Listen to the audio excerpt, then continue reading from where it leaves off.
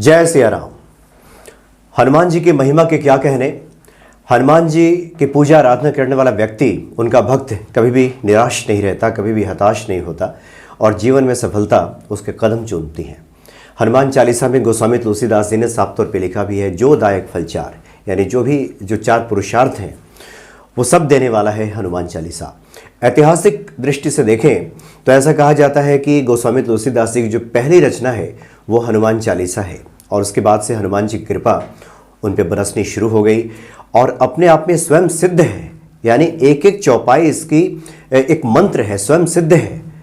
और इसकी गवाही के लिए साक्षी के तौर पे भगवान शिव और पार्वती को भी खड़ा कर दिया है गोस्वामी तुलसीदास जी ने। तो बड़ा ही चमत्कारिक हनुमान चालीसा है और सभी मनोरथों को पूर्ण करने वाला है। इस वक्त हमारे सामने एक खास शख्सियत उपस्थित हैं। आप आचार्य सूरसेन ब्रजवासी जी हैं, कथावाचक हैं, हनुमान जी के बहुत अच्छे भक्त हैं। स्वागत है आपका आचार्य जी। जय श्री राम।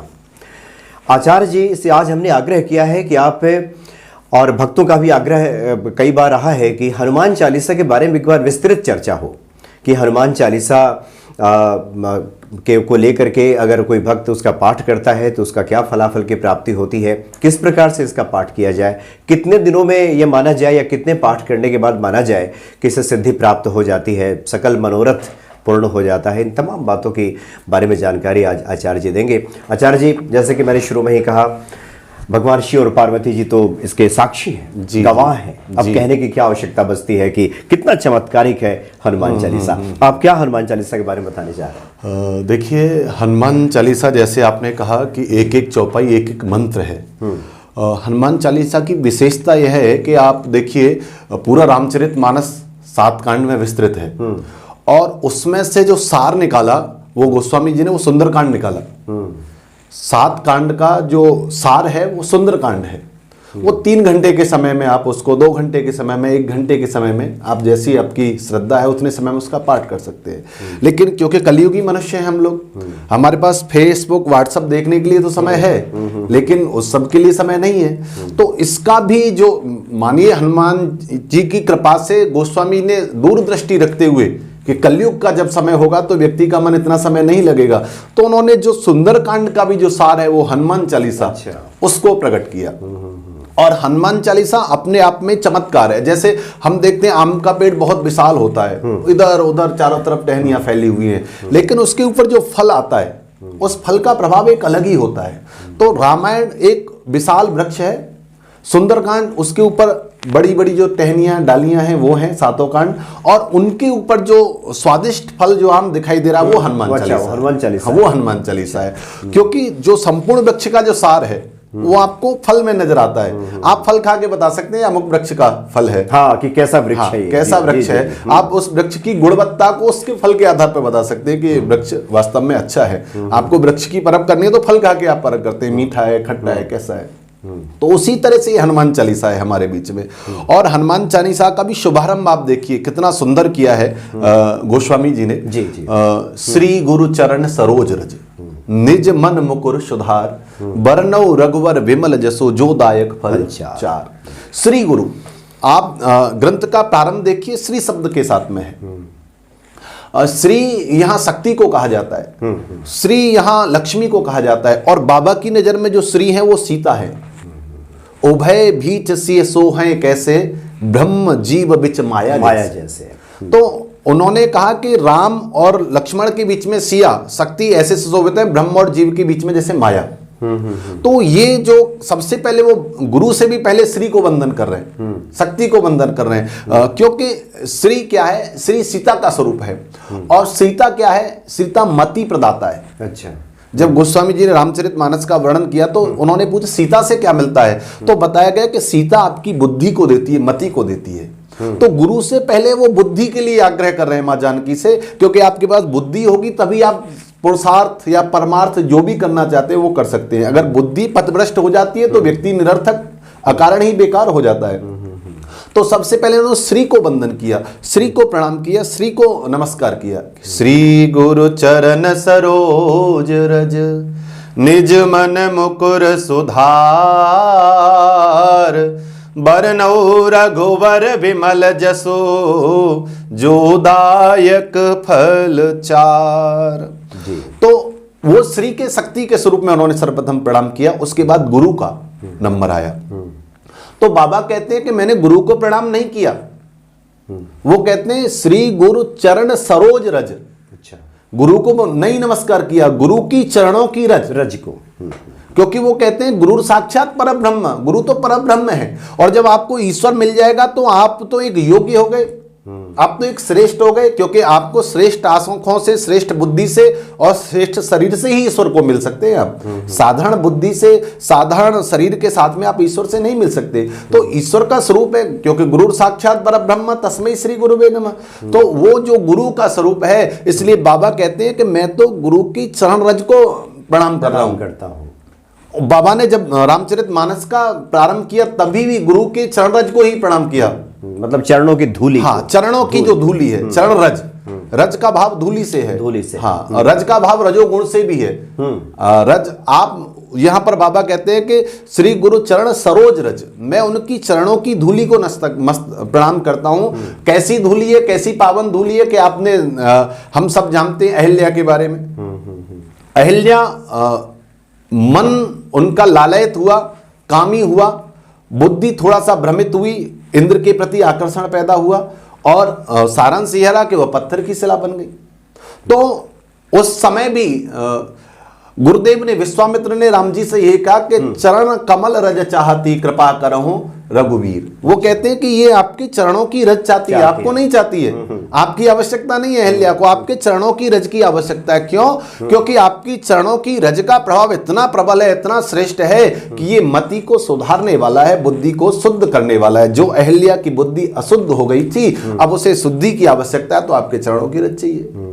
ठीक उसी तरह से गोस्वामी जी कहते हैं कि मेरी जो बुद्धि है वो सही कार्य करे, और मैं ऐसे अच्छे श्रेष्ठ ग्रंथ का प्रारंभ कर रहा हूं जिसमें सबका सार है, तो उसके अंदर भी मैं गुरु के चरणों की रज की प्राप्ति चाहता हूं, जिससे मेरी बुद्धि भी शुद्ध हो, पवित्र हो। श्री गुरु चरण सरोज रज, उस रज की मैं कामना करता हूं। जो चरणों की रज अगर मेरे मस्तक पे लग जाएगी तो मेरी जो ज्ञान चक्षु है वो खुल जाएंगे। देखिए, हर व्यक्ति के पास 4 नेत्र होते हैं। अच्छा, 2 तो हम सबको दिखाई दे रहे हैं, लेकिन 2 अंतर मन के चक्षु होते हैं, जो जिन्हें ज्ञान चक्षु कहा जाता है। आप बाहर के नेत्रों से दुनिया तो देख सकते हैं, लेकिन अपने आप को जब खुद को देखना हो तो आपको एक आईने की आवश्यकता है, एक दर्पण की आवश्यकता है। बिना दर्पण के आप खुद को नहीं देख सकते। आपकी आंखें खुद को देखना है तो दर्पण का होना और आंखों का होना दोनों का ही आवश्यक है। अगर आपके पास आंखें नहीं है तो भी आप खुद को नहीं देख सकते, और आंखें हैं, दर्पण है, तो भी नहीं आपको खुद को देख सकते। दर्पण जरूरी है। ठीक उसी तरह से बाबा गोस्वामी तुलसीदास जी कहते हैं कि जो गुरु के चरणों की जो रज है, उसमें मेरी जो ये आंखें हैं जो देह स्वरूप में है, इनसे मैं दुनिया को देखता हूं। मुझे इनसे ज्यादा जो अंतःकरण के मेरे चक्षु हैं, ज्ञान चक्षु हैं, मुझे उनकी आवश्यकता है। तो मेरे जो गुरुदेव हैं, क्योंकि जो दर्पण है अगर उसके ऊपर धूल पड़ी हुई है ना, तो आप कितनी भी नई आंखों से देखिए आपको चेहरा दिखाई नहीं देगा। क्यों? क्योंकि वो दर्पण धुंधला है आपका। तो गोस्वामी जी कहते हैं कि जो संसार रूपी दर्पण है, जिसमें मुझे अपने स्वरूप को देखना है, तो मुझे उसको पहले गुरु कृपा से साफ करना है। जब दर्पण साफ हो जाएगा तो आपका स्वरूप भी उसमें निर्मल दिखाई देगा, स्वच्छ दिखाई देगा, पवित्र दिखाई देगा। तो गोस्वामी जी कहते हैं जो गुरु की चरण रज है, मुझे उससे अपने आप को और अपने अंदर के जो मेरे ज्ञान चक्षु उन दोनों को उजागर करना है। क्योंकि जब तक आपके ज्ञान चक्षु प्रकाशित नहीं होंगे तब तक आप ईश्वर की ओर, तब तक हनुमान जी की ओर आगे नहीं बढ़ सकते। इसलिए वो कहते हैं श्री गुरु चरण सरोज रज निज मन मुकुर सुधार। वो कहते हैं मन को सुधारना है उससे। गुरु की चरण रज को लेकर के सुधार किस में करना है? मन की। क्यों? क्योंकि शास्त्र कहता है मन एव मनुष्याणाम कारणम मंद मोक्षयो। मन की जो स्थिति है वो बड़ी विचित्र है। संसार में शास्त्र कहते हैं कि मन की स्थिति के द्वारा आपका बंधन बनता है और मन से ही आपकी मुक्ति बनती है। दोनों काम मन से ही होते हैं, क्योंकि मन के हारे हार है और मन के जीते जीत है। मन ही मिलावत राम सो और मन ही करत फजीत। व्यक्ति को अगर संसार में प्रभु से मिलना है तो भी मन की आवश्यकता है, और संसार के विषयों में जाना है तो उसमें भी मन चाहिए। दोनों में मन की आवश्यकता है। तो मन एवं मनुष्याणाम कारणम बंध मोक्षयो। मन की स्थिति आपके बंधन को और मुक्ति को दोनों को देती है, लेकिन मन का स्वभाव कैसा है, जैसे पानी है। आप पानी को छोड़ दीजिए तो वो अपने जाने का मार्ग अपने आप चुन लेगा, आपको उसमें कोई श्रम नहीं करना है। अर्थात जहां नीचे जाने का रास्ता है वो अपने आप चुन लेगा। ऐसे ही हमारा मन है, नीचे विषयों में गिरने के लिए इसको रास्ता दिखाने की आवश्यकता नहीं है, ये अपने आप विषयों में चला जाएगा, काम में जाएगा, क्रोध में जाएगा, द्वेष में जाएगा, सांसारिक सुखों में चला जाएगा। लेकिन अगर इसी मन को आप ईश्वर की ओर ले जाना चाहते हैं तो आपको एक प्रयास करना पड़ेगा। कौन सा प्रयास? जैसे जल को आपको ऊपर ले जाना है तो आप एक पाइप का प्रयोग करते हैं, उसके साथ में एक पावर की मोटर लगाते हैं, उसको यंत्र के माध्यम से आप नीचे से जल को ऊपर पहुंचाते हैं। ठीक उसी तरह से आपको इस अपने मन को ईश्वर की ओर अग्रसर करना है तो प्यारे भक्ति रूपी पाइप के माध्यम से, और गुरु कृपा रूपी जो पावर मोटर है जो बैकअप देगी, जो आप उसको आगे लेकर के जाएगी आपके मन को, तो भक्ति रूपी पाइप में जब गुरु कृपा रूपी पावर लगेगी तो आपका मन उस ईश्वर की ओर अग्रसर होगा, तब आपका मन हनुमान जी की ओर अग्रसर होगा। तो बाबा कहते हैं कि निज मन मुकुर सुधार, मैं जो आज वंदना कर रहा हूं हनुमान जी की, वो इसलिए कर रहा हूं ताकि वो मेरे मन को सुधारे, मेरी मन के जो प्रभाव हैं उनको शुद्ध करें, पवित्र करें, पावन करें। इसलिए आज मैं हनुमान जी की आराधना कर रहा हूं, निज मन मुकुर सुधार। और दूसरी स्थिति क्या है कि मन की, देखिए रामचरितमानस में बहुत सारे ऐसे स्वरूप आपको दिखाई दे जाएंगे जिनसे यह सिद्ध होता है कि मन की पवित्रता आवश्यक है। सबरी को आप देखिए, तन की शुद्धि नहीं थी, जाति की शुद्धि नहीं थी, लेकिन फिर भी प्रभु जाकर के स्वयं उनके आश्रम में पहुंचे, स्वयं आकर के दर्शन दिया। क्यों? क्योंकि मन शुद्ध था, मन पवित्र था। और भगवान कहते हुए निर्मल मन जन सो मोहे पावा, मोहि कपट छल छिद्र न भावा। तो मन की पवित्रता आपकी होनी चाहिए, मन इतना निर्मल और पवित्र होना चाहिए कि ईश्वर का उसके अंदर आने का अपने आप मन करे, ईश्वर उसके अंदर अपने आप प्रकट हो, आपके मन के अंदर, आपकी भावनाओं के अंदर। और दूसरी बात क्या है? देवो भूत्वा देवम यजेत। आप कोई भी कार्य कर रहे हैं तो आपको पहले उसके स्वरूप में ढलना होगा। आप किसी देवता की पूजा करते हैं तो आपको उसके स्वरूप में जाना होता है, आपको भावना वैसी प्रकट करनी होती हैं तो आप फिर उस काम को कर पाते हैं। ठीक उसी तरह से आप हनुमान जी के चरणों में बैठे हैं, हनुमान चालीसा का पाठ करने के लिए बैठे हैं, तो आपको अपने आप को भी हनुमानमय बनाना होगा, क्योंकि तभी आपको सफलता मिलेगी। जब तक आप खुद को हनुमानमय नहीं बनाएंगे तब तक आपको उसमें सफलता नहीं मिलेगी। तो इसलिए गोस्वामी जी कहते हैं कि मेरे मन की जब शुद्धि हो जाएगी तो मेरा मन भी हनुमानमय हो जाएगा। जब मन हनुमानमय हो जाएगा तब क्या होगा? हनुमान जी क्या कहते हैं कि बरनऊ रघुवर बिमल जसु जोदायक फल चार। वर्णव रघुवर बिमल जसु। जब मेरा मन शुद्ध हो जाएगा तो शुद्ध मन से मैं अपने आप रघुनाथ के गुणों का गान करूंगा, हाँ अपने आप वर्णन शुरू करूंगा। तो एक बात यहां पर प्रकट होती है कि हनुमान चालीसा का प्रारंभ हो रहा है और हनुमान जी का वर्णन आना चाहिए, लेकिन यहां पर गोस्वामी जी कहते हैं वर्णव रघुवर बिमल जसु, मैं तो रघुनाथ जी के गुणों का वर्णन करूंगा। तो ऐसा कैसे संभव है जी? तो यहां पर बताया गया कि रघुवर, वर कहते हैं श्रेष्ठ को, जो श्रेष्ठ होता है उसे वर कहा जाता है। जैसे आपने दूल्हा को भी वर कहते हुए सुना होगा, क्यों? क्योंकि उस समय की सभा में वो श्रेष्ठ होता है, तो इसलिए उसको वर कहा जाता है। तो वर का मतलब श्रेष्ठ, रघु का मतलब रघुकुल के अंदर, तो रघुकुल के अंदर जो श्रेष्ठ है वही रघुवर है। तो हनुमान जी को भी यहां पर रघुवर कहा गया है बाबा ने। अगर उनकी बाबा की दृष्टि से देखें तो रघुवर हनुमान जी है। वो कैसे हैं? क्योंकि आप हनुमान इसमें देखेंगे तो आपको मिलेगा कि जो हनुमान जी हैं उनको मां जानकी ने कहा है कि बेटा तुम मेरे पुत्र के समान हो।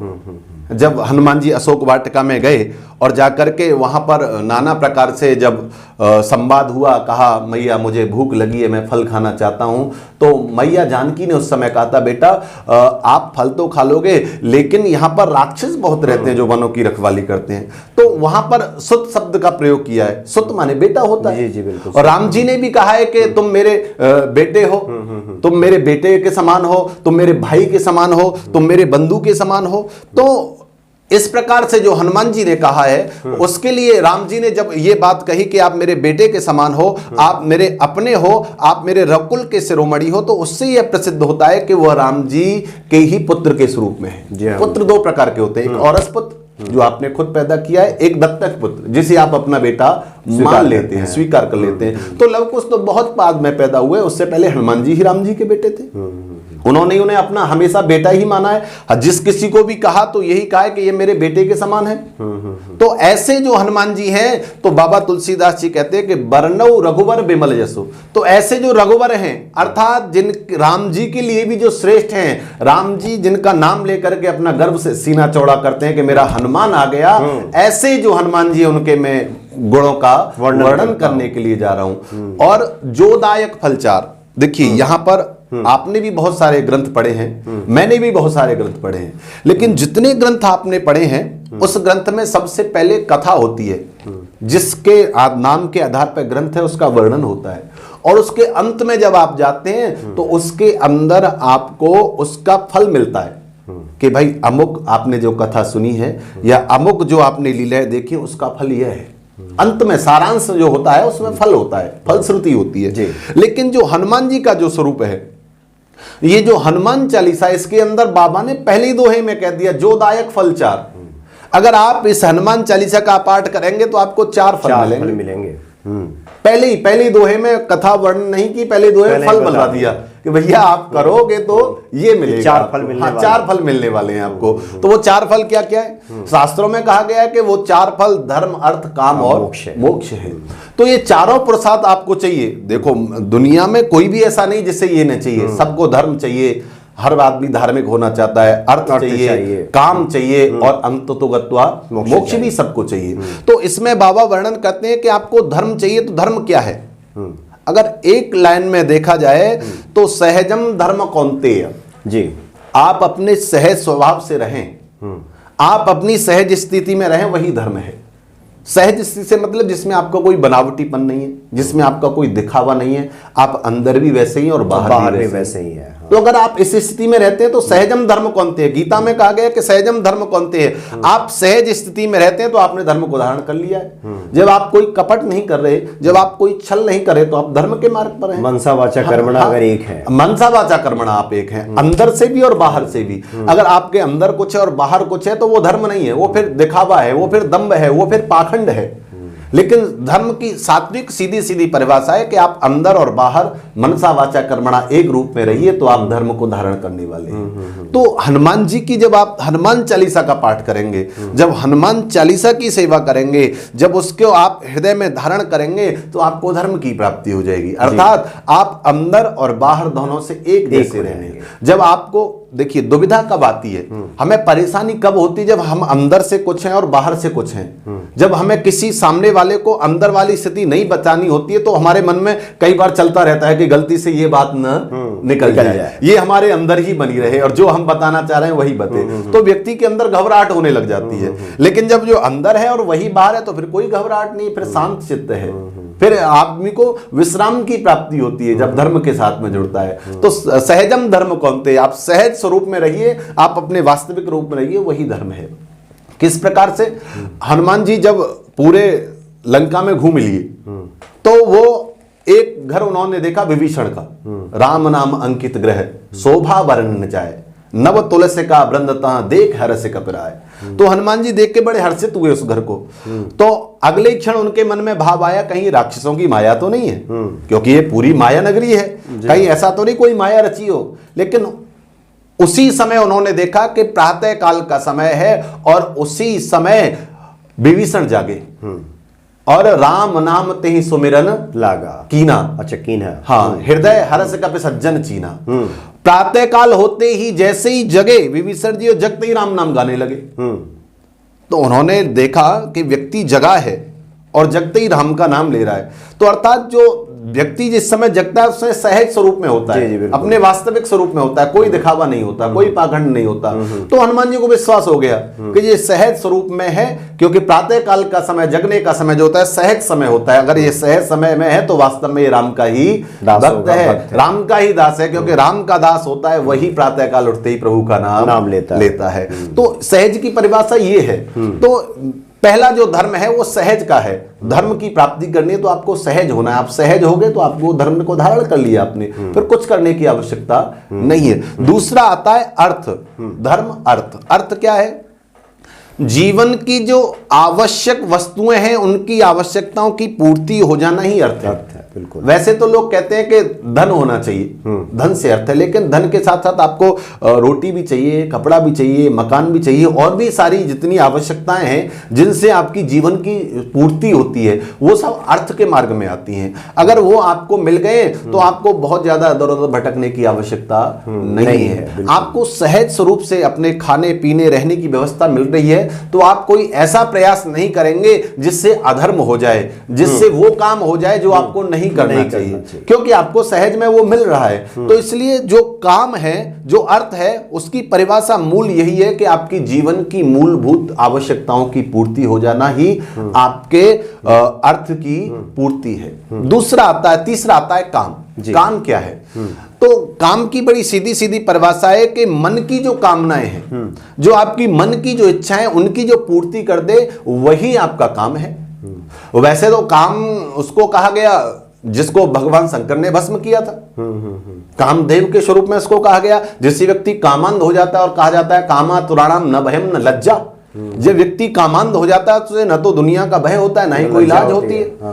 तो लेकिन यहां पर जो काम की जो हम देखते हैं कि जो हमारे मनोरथ हैं वो पूर्ण हो जाए, क्योंकि और मनोरथ जो कोई गावे सोई अमित जीवन फल पावे। तो दुनिया के जितने भी मनोरथ हैं वो केवल केवल हनुमान जी की सेवा करने से पूरे हो जाते हैं। ये बाबा ने स्वयं इसी के अंदर कहा गया, और स्वयं कहा गया है कि इसके जो साक्षी हैं वो गौरीस हैं, होए सिद्ध साक्षी गौरीसा। और गौरीसा आप समझ सकते हैं साक्षात भगवान शंकर। अगर कोई व्यक्ति गंगाजल हाथ में रख के कह दे तो हम उस पर विश्वास कर लेते हैं। और यहाँ तो स्वयं गंगाधर, जिसने अपने गंगा को ही सिर पे धारण कर रखा है, ऐसे साक्षात भगवान गवाही देने के लिए उतर आए हैं। आप 100, 200, 500, 1000 रुपए में कोई गवाह खड़ा कर सकते हैं झूठा किसी भी कार्य के लिए, लेकिन जब साक्षात महादेव जहां पर गवाही देने के लिए खड़े हों तो वहां पर झूठ का प्रश्न उठता ही नहीं है। इसलिए कहा गया कि रामचरितमानस की ये तो हनुमान चालीसा की प्रत्येक चौपाई एक एक मंत्र से भी ज्यादा बढ़ करके, क्योंकि इसके अंत में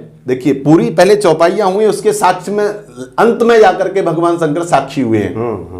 अर्थात भगवान शंकर ने सबको देखा है और उसके बाद कहा कि हाँ इन सब कर्म की मैं साक्षी देता हूं कि ये जो है वो सब सिद्ध है, इसमें कोई भी बनावटीपन नहीं है। तो ये जो है ये काम की प्राप्ति है। आगे आता है मोक्ष। मोक्ष क्या है जी? मोक्ष की बहुत सारी व्याख्याएं लोग करते हैं, बहुत सारे विद्वान अपने अपने तरीके से कहते हैं, लेकिन मेरा मानता है जहां पर आपकी मन की कामनाएं शांत हो जाए, हाँ, जहां आप पूर्ण हो जाएं, जहां आपको फिर कुछ नहीं चाहिए, ना आपको धन चाहिए, ना धर्म चाहिए, ना आपको ज्ञान चाहिए, ना आपको बुद्धि चाहिए, ना आपको यश, कुछ भी नहीं चाहिए। जब आपका मन शांत हो जाए, जब चित्त की वृत्तियां दुनिया से हट करके एक जगह समाहित हो जाएं, तो समझ लीजिए आप मोक्ष की पराकाष्ठा पर पहुंच गए।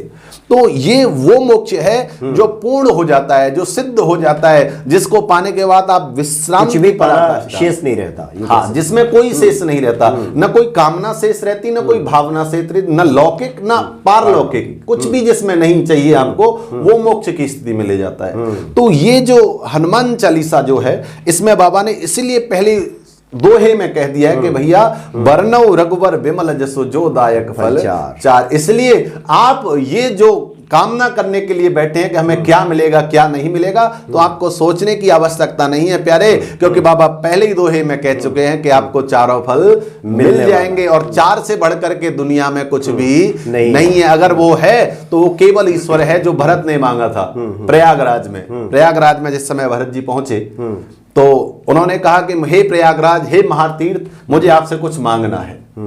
तो इस समय प्रयाग तीर्थ धर्म संकट में पड़ गए कि राम का भक्त भरत जो इतनी बड़ी गद्दी को छोड़ करके आया, जिस पर बैठने के लिए इंद्र आदि देवता लालायत रहते हैं, जिसने एक ठोकर में छोड़ दिया कि नहीं मुझे गद्दी नहीं चाहिए, मुझे राम चाहिए। ऐसा व्यक्ति अगर मुझसे कुछ मांग रहा है तो साधारण वस्तु तो नहीं मांगेगा, और मेरे पास बहुत ज्यादा कुछ देने के लिए है नहीं, तो मैं क्या इसे दे सकता हूं, ये क्या मांगेगा? क्योंकि मांगने वाला जब मांगता है तो देने वाले को खुद सोचना होता है कि मैं इसकी पूर्ति कर भी पाऊंगा अथवा नहीं कर पाऊंगा।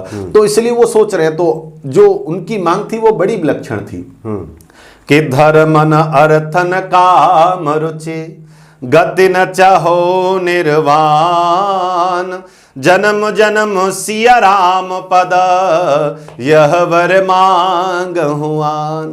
तो कहा मुझे न धर्म चाहिए, न अर्थ चाहिए, न गति चाहिए, न निर्माण चाहिए, कुछ भी नहीं चाहिए। मुझे ये सब तो चाहिए ही नहीं। तो क्या चाहिए? केवल और केवल जन्म जन्मांतर में मेरा जो मन है, मेरी जो बुद्धि है, वो श्री राम के चरणों में लगी रहे। मैं राम का दास जीवन पर्यंत और आने वाले समय में भी बना रहा हूं, बस मेरी यह कामना है। तो ऐसी जो कामना होती है वो परम भक्त की होती है। तो उसके लिए आपको अलग श्रेणी में आपको जाना होता है। जब आप इस संसार की मोह माया से ऊपर उठ जाते हैं तो उस समय आपको उसकी आवश्यकता होती है। लेकिन आपको जो सांसारिक जीवन जीना है उसके लिए जो आपको आवश्यकता है वो 4 पुरुषार्थ आपको चाहिए। वो चारों हनुमान जी चालीसा से मिलते। चालीसा, ध्यान दीजिए, चालीसा जिसके अंदर 40 चौपाइयों का वर्णन है, वही चालीसा है। और 40 को आप ध्यान से देखेंगे तो 4 जीरो बराबर 40। जी जी। तो उसमें कहा गया कि जिनके अंदर 4 चीजों को नष्ट कर दिया है, जिन्होंने 4 को जीरो किया है, उसी के नाम से चालीसा है। तो 4 जीरो क्या क्या हुए इसमें? तो बताया गया कि इसमें जो 4 जीरो हुए हैं उसमें सबसे बड़ी जो जीरो किया गया है वो उसको किया गया है कि सबसे पहले आपके अंदर अभिमान नहीं होना चाहिए। अच्छा। आपको अंदर कोई मान अभिमान वाली बात नहीं होनी चाहिए। जब आपके अंदर कोई मान अभिमान नहीं है तो आप चालीसा के योग्य हैं, आप चालीसा को प्राप्त करने वाले हैं, क्योंकि आपके अंदर कोई मान नहीं है, आपके अंदर कोई ऐसी भावना नहीं है। दूसरा, आपके अंदर कोई दंभ नहीं है, आपको कोई छल नहीं करना है, इधर से उधर कालनेमी नहीं बनना है कि बाहर से राम राम है अंदर से कुछ और है, ऐसा नहीं बनना है। तो आपके अंदर दंभ नहीं है तो भी आप उस श्रेणी में आते हैं जिसके अंदर अभिमान नहीं है, जिसके अंदर दंभ नहीं है और जिसके अंदर अहम नहीं है। मैं केवल मैं ही हूं, मेरे अलावा दुनिया में कुछ नहीं है, मैं ही सब कुछ कर सकता हूं, मैंने ये किया, मैंने वो किया, मैंने लंका दहन की, कभी नहीं कहा हनुमान। मैं हूं तो सब है। हाँ, मैं हूं तो सब है। अरे मैं नहीं होता तो ये काम नहीं होता। आपने लोगों को कहते हुए सुना होगा, अरे वो तो मैं था महाराज जी तब हो गया, नहीं तो कुछ होता ही नहीं। हाँ, तो ये जो मैंपन है वो उसके अंदर नहीं होना चाहिए जिसके अंदर चालीसा है। दूसरा, जिसके नाम से चालीसा है वो सर्वसमर्थ होना चाहिए, सब कुछ करने में समर्थ। तो हनुमान जी के पास कोई ऐसी संकट या कोई ऐसा आपका दुख या कोई ऐसी बाधा नहीं जिसे हनुमान जी दूर न कर सकते। वो सर्वसमर्थ हैं, सर्वगुण संपन्न है, उसके अंदर सब चीजें समाहित है, इसलिए चालीसा है। आजकल तो मच्छर चालीसा है, पत्नी चालीसा है, पता नहीं क्या क्या लोगों ने बना दिया है। लेकिन वास्तविकता जो 40 का मतलब है, जो 4 को जीरो करे, वही चालीसा के अंदर विद्यमान होता है। और हनुमान शब्द से आप देखिए बड़ा सुंदर भाव है, जो हनन कर दे अपने मान को, वही तो हनुमान है। जिसने अपने मान को मिटा दिया है, जिसने ये हटा दिया है कि भाई मैं तो हनुमान हूं, मैं तो राम का दास हूं, मेरी लोग ऐसे पूजा करें वैसे पूजा करें, ये सब चीजें नहीं है हनुमान के अंदर। और हनुमान, हनु जिसकी टेढ़ी हो गई, हनु कहते हैं ठुड्डी को। हाँ, ठुड्डी जिसकी मान माने टेढ़ी, जिसकी ठुड्डी टेढ़ी हो गई है वह हनुमान है। हम सब जानते हैं कि जिस समय बाल समय रवे बख्श लियो तब तीनों लोग भयो अंधेरो, तो हनुमान जी पहुंच गए सीधे सूरज देव के पास में, उनको भक्षण कर लिया तो देवता दौड़े दौड़े गए, भाई छोड़ दो, नहीं माने किसी की, तो इंद्र के पास गए। तो इंद्र को जब पता चला तो उन्होंने सृष्टि के क्रम को साधने के लिए वज्र का प्रहार किया, तो जो उनकी हनु थी वो टेढ़ी हो गई और तभी से नाम उनका हनुमान पड़ गया। तो ऐसे श्री हनुमान जी महाराज, जिनके नाम लेने मात्र से आपके संपूर्ण सुखों की प्राप्ति होती है, आपके दुखों की निवृत्ति होती है, आपके सारे संकट दूर होते हैं, ऐसे अगर आप हनुमान चालीसा का पाठ करते हैं तो आपको परमानंद की प्राप्ति होती है। ऐसे श्री हनुमान जी के देव हैं, ऐसे श्री ये हनुमान जी हैं। दूसरे आप इसके दोहे में आप पढ़ेंगे। जी आचार्य जी, मुझे लगता है कि समय भी अब जी आगे की तरफ बढ़ रहा है, तो अगले जो हम लोग कार्यक्रम में जब बैठेंगे आचार्य जी के साथ, तो हम अगले दोहे के बारे में जानेंगे। और आचार्य जी ने कितना खूबसूरत ये बातें बताई हैं और काफ़ी ये महत्वपूर्ण बातें, और खासकर जिसमें अभिमान ना हो, मान ना हो। और जहाँ तक मुझे जानकारी है, हनुमान जी का तो कोई नाम ही नहीं है, ये सारे उनके गुण हैं। जी, ये सारी विशेषताएं हैं। जैसे हम लोग अपना नाम रख लेते हैं, हनुमान जी ने तो अपना कोई नाम ही नहीं रखा। जो भी उनकी विशेषता देखा गया, महावीर बने, रामदूत बने, हनुमान बने, वो सब जो उन्होंने कार्य किए, जो कार्य किए, विशेषताओं का जिक्र किया गया। आप समझ सकते हैं कि भक्ति की, दासत्व भाव की कितनी ये पराकाष्ठा है हनुमान जी। तो आचार्य जी, आपने काफी अच्छी जानकारी दी और आगे जो अन्य दोहे हैं, चौपाइयाँ हैं, उनके बारे में हम लोग चर्चा करेंगे। और जी। उसके बाद आखिर में आचार्य जी आप लोगों को ये भी बताएंगे कि हम हनुमान चालीसा का अनुष्ठान कैसे करें, किस प्रकार से इसका पाठ करें। फलाफल के बारे में तो आचार्य जी चर्चा कर ही रहे हैं। बहुत बहुत धन्यवाद आपका आचार्य जी। जय श्री राधे, जय श्री राम। जय श्री राम।